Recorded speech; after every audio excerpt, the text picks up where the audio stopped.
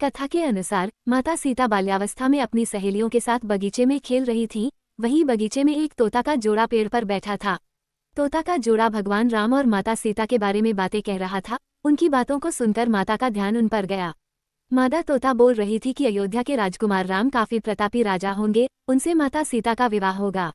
तोते के मुख से भावी पति का नाम सुनकर माता सीता अचंभित हो गईं। उन्हें अपने बारे में और जानने की इच्छा जागृत हुई, इसलिए उन्होंने अपनी सखियों से कहकर दोनों पंछियों को पकड़ लिया और फिर उन दोनों को पुचकारक पूछा कि भविष्य के बारे में इतना ज्ञान कहाँ से प्राप्त हुआ।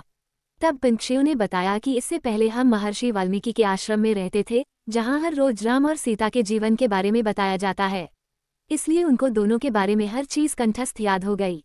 सीताजी के सवालों के जवाब देते रहे तोतों का जोड़ा। सीताजी ने पंछियों से कहा कि जिस जानक पुत्री सीता की तुम लोग बात कर रहे हो वह मैं ही हूँ। मुझे मेरे और राम के बारे में और भी बातें जाननी हैं। तब नर तोता ने कहा कि हे सीता, आपका विवाह अयोध्या के राजा दशरथ के ज्येष्ठ पुत्र राम के साथ आपका विवाह होगा और आपकी जोड़ी तीनों लोकों में सबसे अद्भुत होगी। सीताजी सवाल पूछती रहीं और दोनों तोता जवाब देते रहे। ऐसे में सीताजी प्रसन्न हो गई और कहा कि अब ये हमारे साथ ही यहाँ पर रहेंगे। लेकिन ये सुनकर तोता हैरान रह गया और उसने कहा कि हम पंछी हैं, हमें पिंजरे में कैद ना करो। तोते ने इसके लिए बहुत याचना की। तब सीताजी ने नर तोते को छोड़ दिया, लेकिन मादा तोता को नहीं छोड़ा और कहा कि यह मेरे साथ रहेगी। नर तोता ने कहा कि मेरी पत्नी गर्भवती है, इसलिए ऐसे समय पर उसको जाने दें। हम दोनों एक दूसरे का वियोग सहन नहीं कर सकते, इसलिए आप मेरी पत्नी को जाने दें। लेकिन सीताजी ने उसकी एक न सुनी।